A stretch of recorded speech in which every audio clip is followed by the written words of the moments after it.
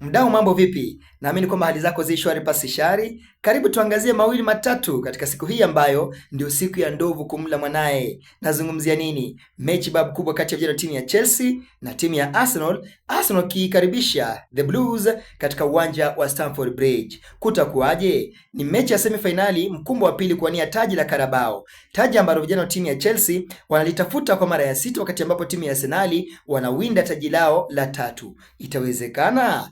Angalia mechi 5 zilizopita ambazo vijana wa timu ya Arsenal walikutana na vijana wa timu ya Chelsea. Arsenal wana ushindi mara 3, wakati ambapo mechi zilizosalia ziliambulia sare. Na zile mechi ambazo ziliambulia sare ni wakati ambapo timu ya Arsenal walikuwa wanacheza ugenini. Mechi iliyopita katika mkumbo wa kwanza kuania taji la Carabao msimu huu, vijana wa timu ya Chelsea walilazwa na timu ya Arsenal magoli 2-1. Kwa hivyo Arsenal wanapocheza katika uwanja wa Emirates, najua kwamba labda hilo litawapa msukumo kuhakikisha kwamba walilemea kilabu ya The Blues. Hebu tuangalie matokeo ya mechi zilizopita za ligi kuu nchini Uingereza.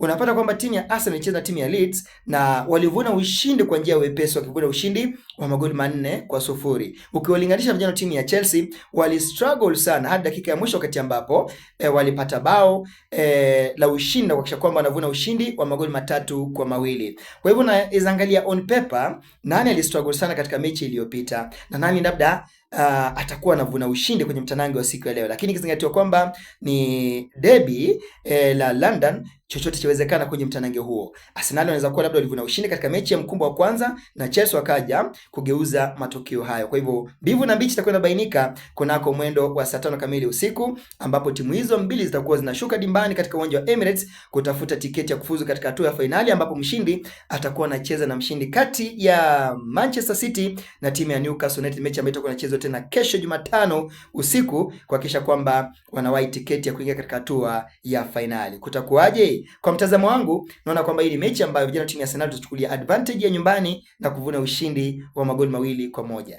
Nipe ubashiri wako pale kwenye comment section, tuone mambo yatakuwaje. Tukutane baada ya mechi.